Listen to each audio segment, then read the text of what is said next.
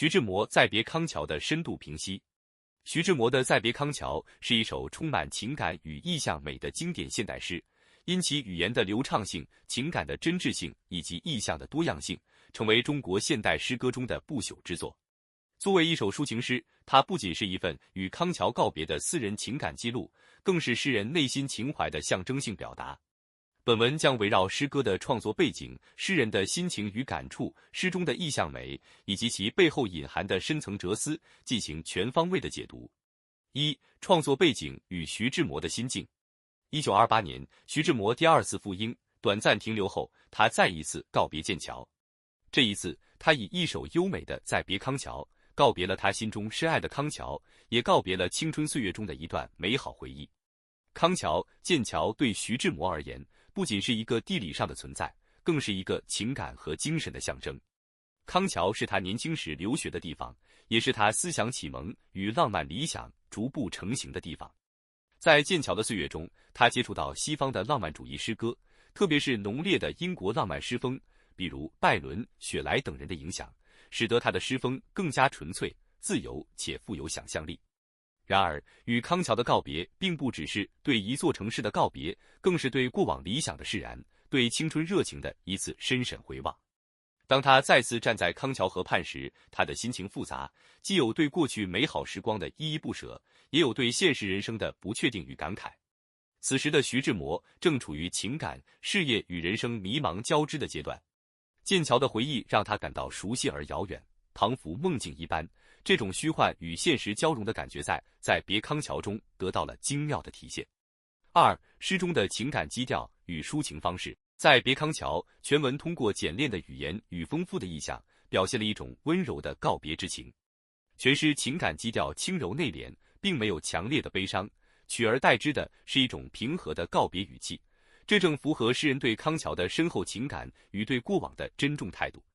从诗中的表达来看，徐志摩并未采用浓烈的抒情方式，而是通过含蓄的意象与柔和的语调，传达出一种如水般的情感流动。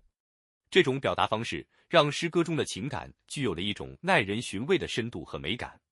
诗人用轻声低语的方式说：“轻轻的我走了，正如我轻轻的来。”这是一种不打扰、不留痕迹的告别方式，也反映了诗人内心对康桥深深的热爱。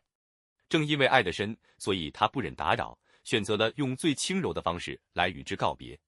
三、诗中的意象分析。诗中的意象是在别康桥最为迷人的部分。徐志摩用精致而生动的意象，创造出一幅幅优美的画面，让读者仿佛置身于康桥的风景之中。这些意象不仅描绘了康桥的自然之美，也折射出诗人内心的细腻情感。一、金柳，怀念与回忆。那河畔的金柳是夕阳中的新娘，金柳像指着康桥的美丽与纯洁，如同新娘般令人爱慕和珍惜。这是一种浪漫的回忆，也是对过去青春的赞美。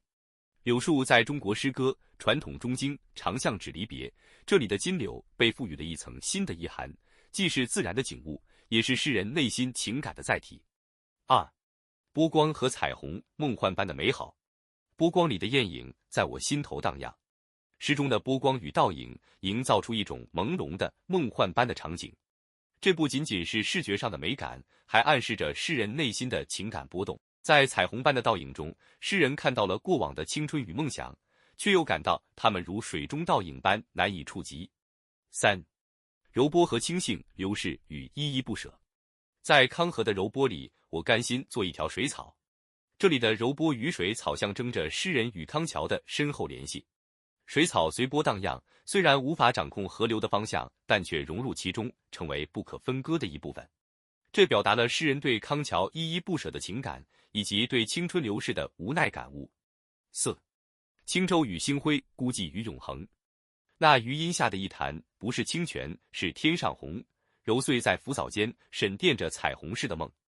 这里的意象由具体转为抽象，暗示诗人对梦想与现实的思索。星辉代表着永恒的美，而轻舟则象指着孤寂的心灵旅程。四、徐志摩的情感与哲学思考。徐志摩在这首诗中表现出的情感，不仅仅是对康桥风景的眷恋，更是一种哲学性的思考。他在思考青春的流逝、梦想的虚幻以及人与自然的关系。康桥成为诗人对生活与自我反思的镜子，而诗中的意象则反映了他内心的矛盾与感悟。一、流逝的青春与不可逆的时间。康桥的河水不停流动，象征着时间的不可逆性。诗人通过对康河柔波的描写，表达了对青春逝去的感慨。他深知过去的美好已然无法挽回，但这并不妨碍他以诗歌的形式留住那份情感。二、美好的虚幻与现实的距离。诗中对倒影和星辉的描写，表现出诗人对梦幻的迷恋，但这些梦幻终究是倒影，无法真正抓住。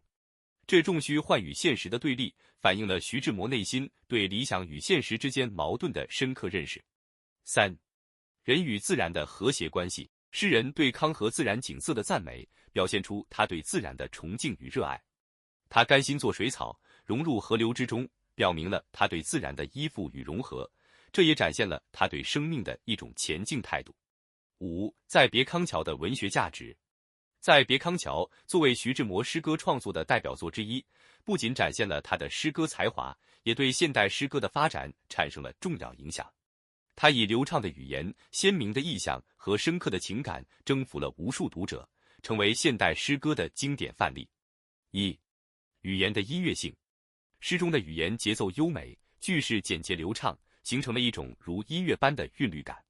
读者在朗读时，仿佛能感受到康桥柔波的轻轻荡漾。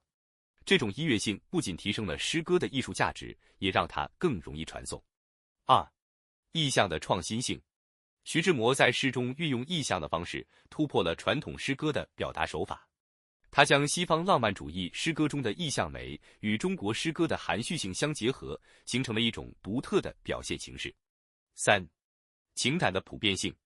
诗中的情感虽然源于诗人个人的经历，但这种对青春、梦想与告别的感慨具有普遍性。无论何时何地，读者都能从诗中找到自己的共鸣。六、结语。徐志摩的《再别康桥》是一首集感性与哲思于一体的经典诗作。